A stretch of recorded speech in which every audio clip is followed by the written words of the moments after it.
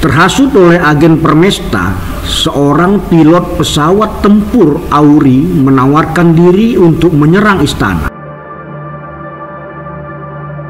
Peluru Cannon kaliber 23 mm ia tembakkan dari pesawat tempur MiG-17 dari ketinggian 600 meter.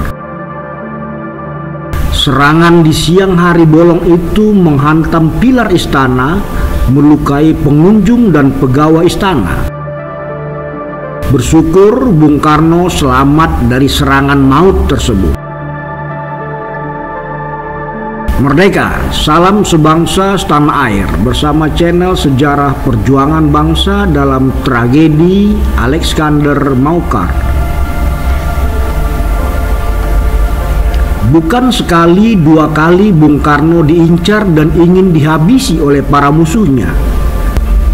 Namun berkat lindungan Allah Subhanahu wa Ta'ala, Bung Karno dapat lolos dan selamat dari incaran musuh-musuhnya.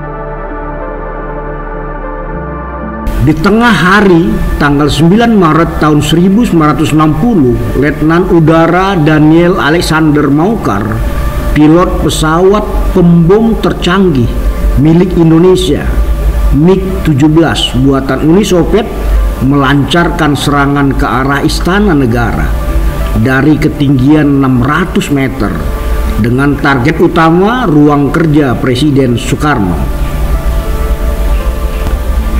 Serangan yang dilancarkan oleh Alexander Maucar menghantam ruang kerja Presiden, menghancurkan pilar istana, melukai pengunjung dan pegawai istana.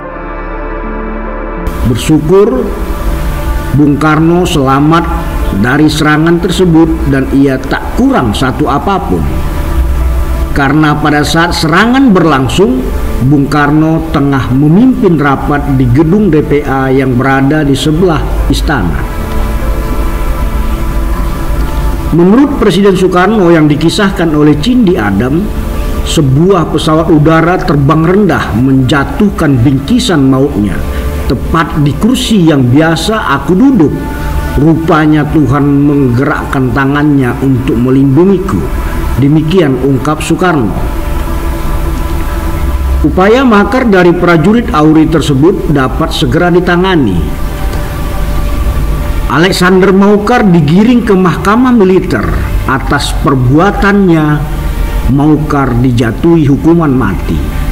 Namun, Presiden Soekarno kemudian memberikan pengampunan kepada Maucar. Dan pada Maret 1968, Presiden Soeharto membebaskan Maucar dari segala tuntutan. Alexander Maucar merupakan prajurit Auri yang sangat mengidolakan Soekarno. Namun karena termakan bujuk rayu agen Permesta yang bernama Sam Karundeng, akhirnya Maucar menawarkan diri untuk membunuh Presiden Soekarno. Dalam pengadilan mahkamah militer, ia mengakui penembakan itu dilaksanakan pada tanggal 9 Maret 1960. Bertepatan pada hari Maucar berlatih menerbangkan pesawat MiG-17.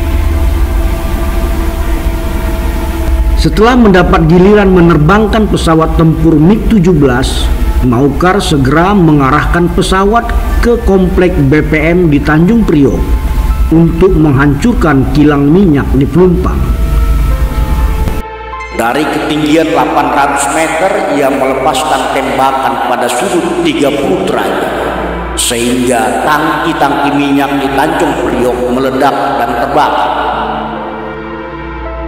Usai melancarkan dan menembakkan pelurunya ke kilang minyak, pesawat ia arahkan menuju Istana Negara dan melepaskan tembakan dari ketinggian 600 meter, tepat mengarah ke ruang kerja Presiden. Usai menyerang Istana Merdeka, pesawat berbelok menuju ke arah Istana Bogor. Maucar kembali melepaskan tembakan. Bersyukur tidak satupun peluru yang mengenai Istana Bogor. Usai menembaki Istana Bogor, Maucar menaikkan pesawat mencapai ketinggian 18.000 kaki mengarah ke Bandung. Namun karena kondisi bahan bakar yang tak mencukupi, akhirnya Alexander Maukar mendaratkan pesawatnya di persawahan Kedunggora, Leles, Garut, Jawa Barat. Pendaratan di Garut bukan tanpa tujuan. Berdasarkan skenario, dirinya akan dijemput dan diselamatkan oleh gerilyawan DITII, pimpinan Sukarmaji Marijan Kartosuwiryo. Rencana tersebut gagal karena Maukar keburu ditangkap oleh tentara divisi Siliwangi. Dalam persidangan, Maukar mengakui tidak bermaksud untuk membunuh Bung Karno. Aksi tersebut ia lakukan hanya sebagai bentuk peringatan. Menurut Maukar, sebelum menembakkan pelurunya ke istana, ia telah mengetahui Bung Karno tidak sedang berada di ruang kerjanya. Atas peristiwa penembakan dan makar tersebut, di tengah masyarakat kemudian berkembang berita negatif yang menyatakan bahwa aksi nekat Maukar didorong oleh rasa cemburu dan amarahnya kepada Bung Karno. Karena Bung Karno merebut pacarnya yang bernama Molly Mambo yang kabarnya bekerja di istana. Berita miring itu disanggah oleh Maukar. Dalam wawancaranya dengan majalah Angkasa, Maukar mengatakan bahwa hal tersebut jelas-jelas bohong. Bahkan menurut penelusuran, Molly Mambo tidak bekerja di istana. Ia bekerja sebagai guru bahasa Inggris dan instruktur senam serta tari lenso. Demikian kisah makar Letnan Udara Daniel Alexander Maukar yang berakhir dengan hukuman mati serta diberhentikan dari keanggotaannya di AURI.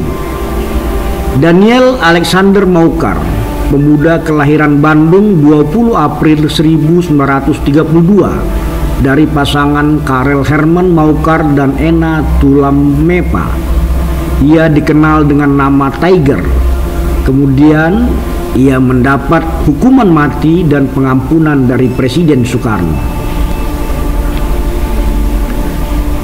Selanjutnya, setelah bebas dari segala tuntutan, akhirnya Maukar menyadari kekeliruannya dan memutuskan untuk belajar teologi dan membaktikan hidupnya sebagai pendeta. Terima kasih. Tuliskan saran dan masukan Anda pada kolom komentar dan mohon maaf bila ada data dan informasi yang kurang tepat. Tak lupa kami harapkan subscribe dari sahabat sebangsa dan setanah air.